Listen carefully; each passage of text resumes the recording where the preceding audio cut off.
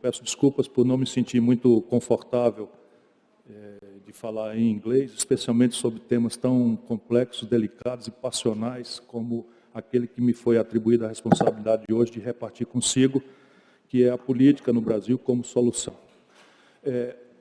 Nós temos um problema grave no Brasil hoje, para falar num singular, que é basicamente um dissenso generalizado e uma fragmentação absolutamente única na opinião brasileira e um elemento de desagregação passional que está abeirando, na minha opinião, e eu quero advertir desde logo que eu não sou um neutro observador da cena brasileira ou nem sequer mesmo um cientista político que tem a obrigação de tomar uma certa distância do objeto observado.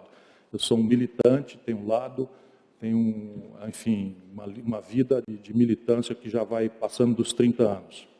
Esse agudo dissenso está subtraindo do Brasil o único caminho por onde nós podemos construir uma nova institucionalidade.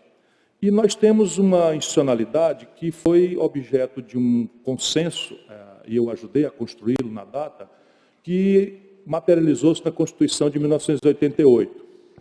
E a Constituição de 1988 fez-se muito olhando para o passado, como uma negação do autoritarismo, como uma negação, né, da emasculação dos direitos sociais, etc., etc., e passados essas 2, 3 décadas, quase 3 décadas da sua implementação, o fato claro hoje é que o Brasil tem praticamente 100% da sua institucionalidade central negada por aqueles que discutem, que debatem o assunto no nosso país. Não é pouca coisa, o Brasil tem hoje uma absoluta negação do modelo tributário. Não há ninguém que eu conheça que defende que o modelo tributário que temos é o melhor, que deve assim ser mantido. Praticamente 100% das opiniões que eu conheço afirmam ou negam a viabilidade do modelo tributário que temos. Para falar ainda em mais 2 institucionalidades centrais, há uma negação absoluta da própria institucionalidade política do país, ou seja, a unanimidade da opinião brasileira que eu conheço, desde acadêmicos, passando pela militância dos políticos, dos partidos de esquerda, à direita, etc., praticamente unânime é a afirmação negativa, ou a negação, de que o jeito com que nós institucionalizamos o formato da política no Brasil precisa ser reformado. Depois há outros dissensos também absolutamente graves, há esses um pouco mais localizados na elite, mas como são temas de baixa consciência popular na sua institucionalidade, não há praticamente também quem defenda o status quo. Falo, por exemplo, do sistema previdenciário do país, que também é negado ou é afirmado como insustentável, inviável, impossível. E reparem bem, nós, Houston, have a problem. Nós temos uma institucionalidade em vigor que gera a representação que temos, pelo conjunto de boas ou más questões, essa institucionalidade em vigor gera a representação que temos e, por sua vez, detém o monopólio da reforma dessa institucionalidade que lhe deu origem. O que nos traz ao curto-circuito que estamos vivenciando hoje. Qual é a razão disso? Vamos tentar compreender.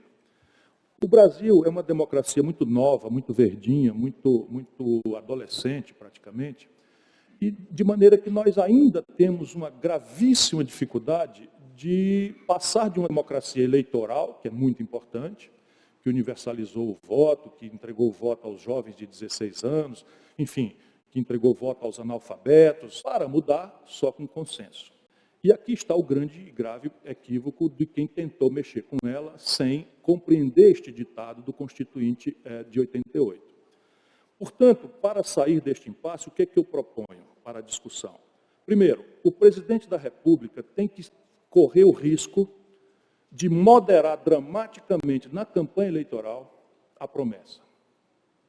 Então, qualquer semelhança com a crise que a presidenta Dilma está passando não é mera coincidência. É preciso, claro, política é uma arte e hoje em dia o marketing praticamente substituiu a política como linguagem, como mérito, como formação de opinião, como liderança, se preferirem esse termo, pela marketagem curto-prazista que compreende ali muito demagogicamente, na acepção mesma da palavra, o que é que a população gostaria de ouvir e bota essas palavras na boca do candidato.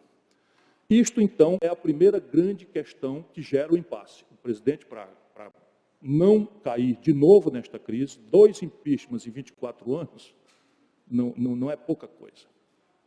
Sem se falar na tentativa do PT e do Lula de fazer o impeachment do Fernando Henrique Cardoso, que seriam 3 impeachments em 3 governos.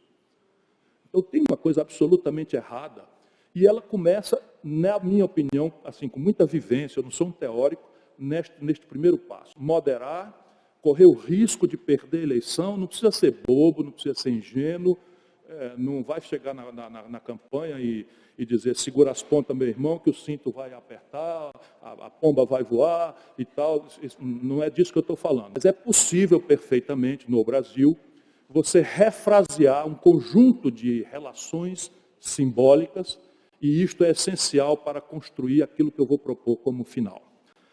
A mediação também tem que ser diminuída a 2, no máximo 3, olhe lá, 4 temas e mais nenhum.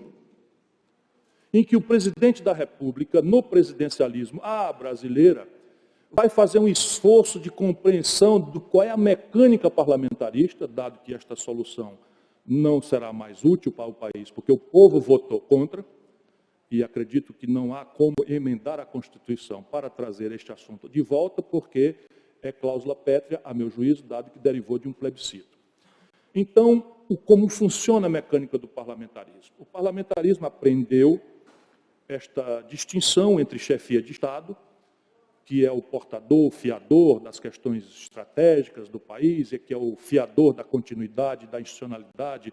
No caso do brasileiro, é preciso remontar a questão da democracia, que é um valor que nós estamos perdendo, pelo menos como protocolo. Neste momento, o Brasil está perdendo a condição democrática, para além dos formalismos legalistas, protocolares, nós estamos perdendo a condição da prevalência da soberania popular na condução dos nossos destinos. Isso é claro para mim, não é?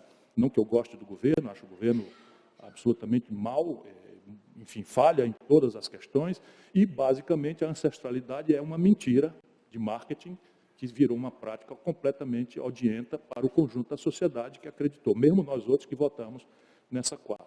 Então, escolher a chefia de Estado e a chefia de governo, separando. Esse conjunto de reformas, vamos supor, na minha opinião, a reforma tributária, ou diria mais lato sensu, a reforma fiscal, que tem a ver com esse aspecto previdenciário do assunto, tem a ver com a política de manejo da dívida pública do país. Quero pontuar aqui que eu sou uma pessoa que já fui governador, já fui prefeito de uma capital, já fui ministro da Fazenda, não tem um dia sequer de déficit na minha história, nem um dia sequer de déficit primário na minha longa história já de administrador público, e muito menos de ruptura de contratos. Mas, hoje, no Brasil, é preciso colocar com muita clareza a questão do manejo da dívida dentro das interdições dos contratos, dentro das interdições da legalidade, mas é preciso compreender o galope da dívida como proporção do PIB, senão a iminência do próximo ciclo de crise será uma crise bancária no país. Penso assim comovidamente, se não desarmarmos essa bomba. Como fazer? Como eu vou propor aqui, que a minha tarefa hoje não é de especular sobre a economia, mas sobre a política como solução. Este presidente, chefe de Estado, então, deveria, primeiro, moderar na promessa, se eleger com muita força popular. Não estou falando de autoritarismo, estou falando de muita legitimidade, muita força popular.